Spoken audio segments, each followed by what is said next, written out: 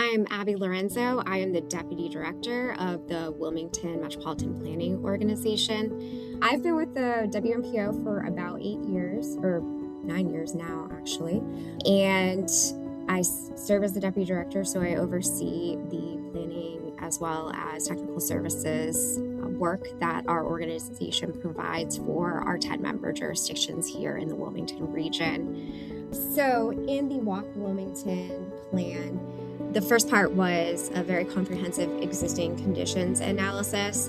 And as part of this, there were two analyses that were performed, an equity analysis, as well as the identification of a pedestrian high injury network. The equity analysis, that utilized NCDOT's Transportation Disadvantage Index. And what transportation disadvantage means is the limited ability to reach necessary goods, services, and employment by people with limited access to transportation options. An example of that is someone who doesn't have access to a personal vehicle to drive, doesn't have the ability to drive, or doesn't have access to transit. Groups more likely to experience transportation disadvantage include racial and ethnic minorities, people with low incomes, households without access to a personal vehicle, senior citizens, as well as children aged 15 and under, as well as people with mobility impairments. So with the equity analysis, the second part was to complete the identification of the pedestrian high injury network. A high injury network, if you have not heard of that term before, is basically a collection of roadways where the most serious and fatal crashes are occurring on the roadway network. In order to determine this data, crashes involving anyone along the roadway network, but specifically looking at pedestrians, were evaluated from 2011 through 2020. The pedestrian high injury network includes about 74 out of approximately 760 miles of roads in Wilmington. Most of the incidents occurring, and when I say incidents, crashes occurring in the city of Wilmington on the roadway network are occurring on about just 10% of the total roadway miles in the city of Wilmington.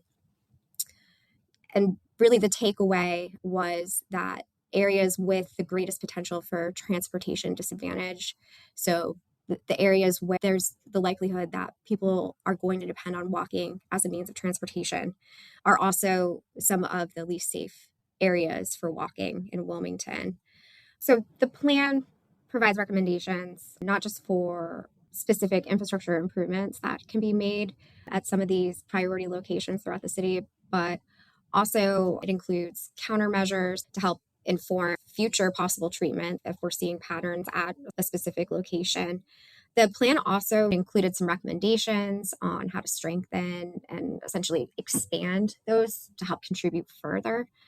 In terms of practical low-cost solutions, but that all centers on the safe system approach to roadway safety. And really what the safe system approach recognizes is that all aspects of the transportation environment have to work together as a system.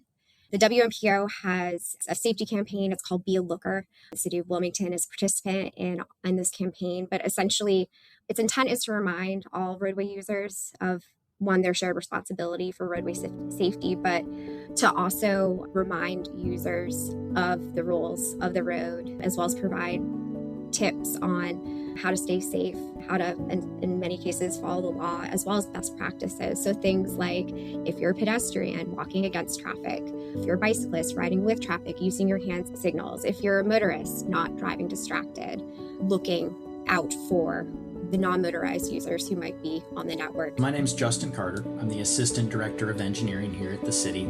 I've been here just a little over 6 months. I come from working for the Corps of Engineers for just under 15 years. I'm excited to be here at the city and really a lead role, not the top lead role, but a lead role in our Vision Zero initiative, which very closely kind of ties in with the Walk Wilmington plan and safety for all our residents as they get about the city. We have a brand new city manager. One of her big initiatives coming in was Vision Zero, which aims for 0 fatalities on city streets in the next 10 years. So by 2036, having not only no vehicular fatalities, but no pedestrians, bicyclists, anything like that either. one of the first things we looked at was neighborhood traffic, and that was really resident driven, where they called in with concerns about speeds within their neighborhoods, and that as their kids and children are there out walking along the edges of their roads, people are doing excessive speeds and making it dangerous. So that feedback that we got from them sent us out there to collect data from a speed and a volume perspective of traffic to determine that, yeah, they actually do have a large issue out here where we had people doing 35 to 40 miles an hour in 25 mile an hour speed zones. But there's a very real risk to the people that are out there in those areas that we want to address, and we only get that through public feedback. I think, at least from my perspective, as we look at things, a lot of it tends to be mid-block crossings on high volume and speed areas. So a portion of our high entry network is on NCDOT roads such as Carolina Beach, College Road. Those roads are really intended to move traffic along the length of them in a relatively quick fashion and unimpeded. But they also have a lot of businesses along those stretches. And so there is a long distance sometimes between some of those crossings, and people want to take the shortest route to where they're going, obviously. And traffic is not slowing down. And sometimes as people try to cross roads at those mid-block areas without crosswalks or lights, sometimes some of our lights also don't have pedestrian signals and crossings at them. So improving some of those ways for pedestrians to cross streets where we have a lot of businesses can be a large portion of it. And again, some of it too is just volume of the traffic and of pedestrians that are about walking, whether it be because they have to or whether it's because they're enjoying just the beautiful environment that we have here in North Carolina. Sidewalks obviously plays a part. If we don't have sidewalks, then people tend to walk on the side of the road, which is incredibly dangerous as well. There is projects we're doing along Wrightsville Avenue where we're putting in sidewalks because we believe that was one of the leading causes there based on feedback and data and everything else, where we're placing sidewalks to get people away from the road and off the edge into places that are much safer for them and safer for drivers too, as they look to make decisions. So it's really a mixture of a lot of things, and it just depends on each location what some of those leading causes can be. But that does help us when we get that data determine what's the best solution here to help alleviate these issues and injuries and things like that. And if we can get things to align so that when one part of that system fails, the other parts of the system catch the rest of it, then we have a safe system that helps solve those problems that we've talked about of fatalities and things like that.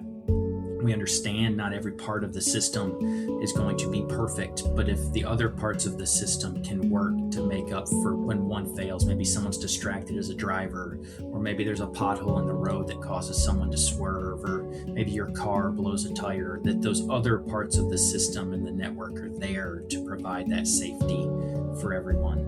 Lastly, and Abby alluded to this too, is just everyone just trying to be empathetic as we all use the systems, understanding that there's so many different users. And I know we're always all in a rush to get there, but giving time for someone to cross the road and not trying to slide in right behind them as they walk past, and understanding that cars are moving quickly as a pedestrian, try to make sure they've slowed down, and everyone just trying to be cognizant of everybody else that's out there and just be empathetic of the things they're trying to do.